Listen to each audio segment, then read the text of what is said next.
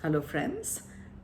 In the last episode, in the episode 24th, we talked about कि कैसे नारद जी ने पांडवों को शिक्षा और ज्ञान दिया और द्रौपदी के संग रहने की तरीका समझाया कि कैसे रहना चाहिए।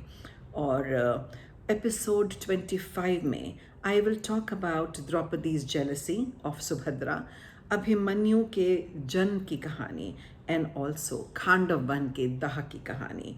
और ये तो बहुत ही रोमांचकारी और सुंदर कथा है जो हमेशा हमें सुनने को नहीं मिलती है।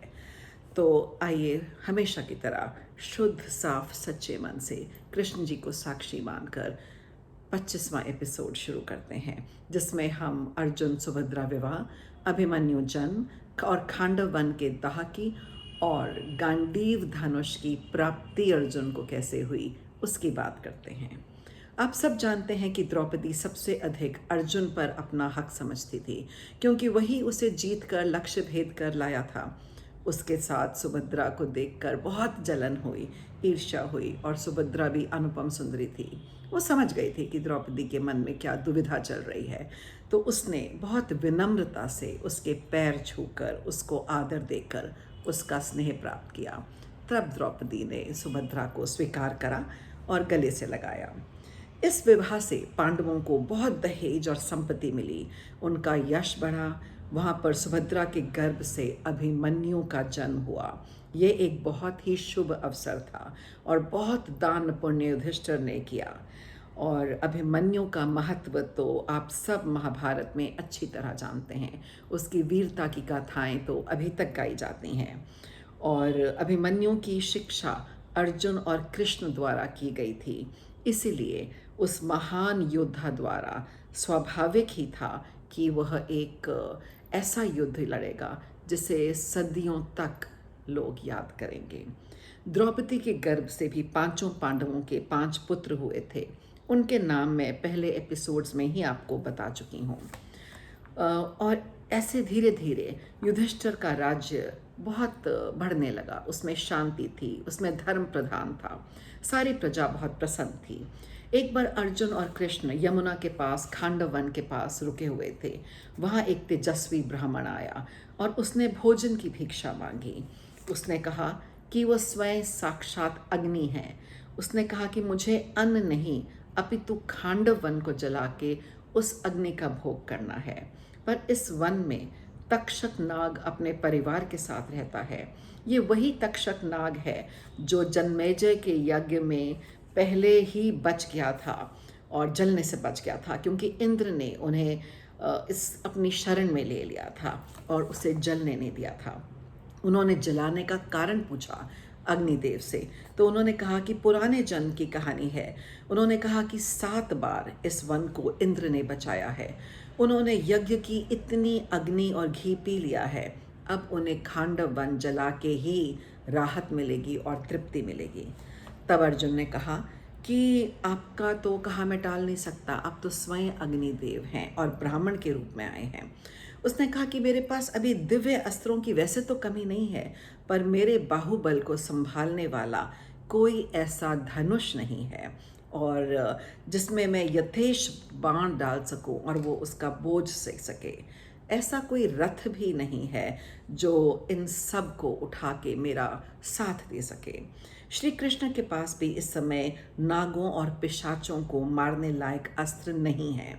ये सुनकर अग्निदेव ने वरुण देव का स्मरण किया। उन्होंने वरुण देव से कहा कि जो राजा सोम ने अक्षय तर्कस वर दिया था और गांडीव धनुष, वानर चिन्ह युक्त ध्वजा वाला रथ, वो आप मुझे दे दीजिए। तो अग्निदेव वरुण देव से, अग्नि वाले देवता जो हैं पानी के देवता से मांग रहे हैं कि आप मुझे गांडीव धनुष दे दें, एक ऐसा तर्कस जिसमें कभी बाण खत्म नहीं होते, और वानर चिन्ह वाली ध्वजा और अपना दिव्य रथ दे दें। और वरुण जी कैसे टालते, उन्होंने उनकी प्रार्थना स्वीकार करी और सब दे दिया। तब से अर्जुन गांडीवधारी अर्जुन बन गए। ये उनका पसंदीदा अस्त्र शस्त्र था। आप सब जानते हैं कि गांडीव धनुष की महिमा अद्भुत है। ये किसी भी शस्त्र से कट नहीं सकता था और सभी शस्त्रों को काट सकता था। ये अकेला ही लाखों धनुषों के समान है। ये एक शत रहित और तीनों लोकों में पूजित है। ऐसी महिमा थी इस गांडीव की, और ये अर्जुन जैसा धनुर्धारी ही ले सकता था। आपको याद होगा कि युद्ध में अर्जुन ने जब शस्त्र रखे तब श्री कृष्ण ने कहा कि उठो गंधर्व, गांडीव संभालो। ये धनुष केवल अर्जुन जैसे धनुर्धर को ही शोभा देता है। एक चमकीला दिव्य रथ भी मिला जिसमें सफेद घोड़े, गांधार देश के पवन गति के घोड़े लगे हुए थे। आप तो जानते ही थे ना कि चित्रांग जो अर्जुन के मित्र थे वो गंधर्व राज थे। जब अर्जुन ने रथ पर चढ़कर धनुष को झुकाया और डोरी और प्रत्यंचा चढ़ाई तो गंभीर आवाज से सबके कलेजे कांप उठे। फिर अग्निदेव ने खांडव दाह शुरू किया। तब सब देवता भयभीत होकर इंद्र के पास दौड़े गए। तब अर्जुन ने अपना गांडीव उठाया और इंद्र के सामने के लिए तैयार हो गए। इंद्र ने मोटी जलधारा और वर्षा की झड़ी लगा दी। वो तो हैं ही वर्षा के देव। तब अर्जुन ने बाणों से आकाश ढक दिया। इंद्र और अर्जुन की विस्मित करने वाली लड़ाई थी। पिता और पुत्र भी थे। इंद्र बादल लाते और अर्जुन वायास्त्र अस्त्र से उन्हें भगा देते।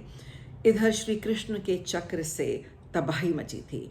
इंद्र ने वज्रास्त्र छोड़ा, पर्वत के टुकड़े फेंके, पर सारे देव मिलकर भी कृष्ण और अर्जुन को नहीं हटा पाए।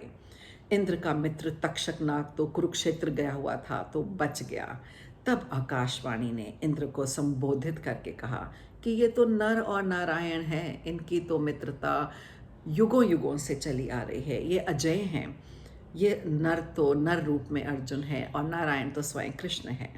ये सुनकर इंद्रदेव क्रोध छोड़कर देवों को लेकर वापस चले गए। उस वन में सिर्फ 6 प्राणी बच गए थे, जिसमें मय नाम का एक दानव था जो अर्जुन की शरण में आ गया था। बाद में इसी ने उनका सुंदर महल बनाया। अग्निदेव ने प्रसन्न होकर वरदान में अर्जुन को कहा कि जब तुम्हारी तपस्या से भगवान शंकर प्रसन्न होंगे तब मैं तुम्हें सब अस्त्र दूंगा।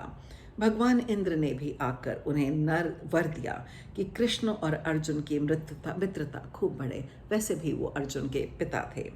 ये खांडवन दाह बहुत महत्वपूर्ण है क्योंकि यहाँ से अर्जुन के दुर्लभ दिव्य अस्त्रों की प्राप्ति शुरू हुई और वो अजय होता चला गया। और पिता और पुत्र यानी इंद्र और अर्जुन का रोमांचकारी युद्ध भी प्रसिद्ध हुआ। तो खांडवन दाह की कथा तो युगों युगों से चली आती है। इसी वन में बहुत सारे जीव जंतु थे जो उनसे रुष्ट भी हुए और उन्होंने उन्हें क्रोधित होकर श्राप भी दिया।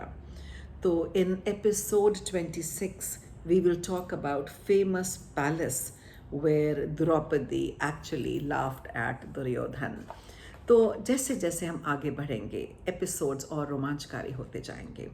अगले एपिसोड में मैं जरासंध के वध की भी बात करूंगी। जरासंध के बारे में बताया था कि वो द्रौपदी के स्वयंवर में भी आया था और वहाँ पर वो नहीं जीत पाया था, डोर नहीं चढ़ा पाया था और वो बहुत ही क्रूर राजा था।